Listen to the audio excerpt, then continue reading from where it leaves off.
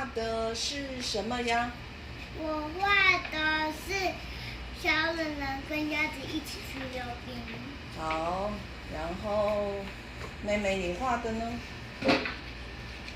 我画的是鸭子踩到妈妈的蛋，蛋就破掉了。然后她为什么哭了？被妈妈揍了一顿。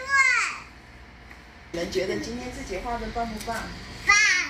好，拿起来给大家看。好。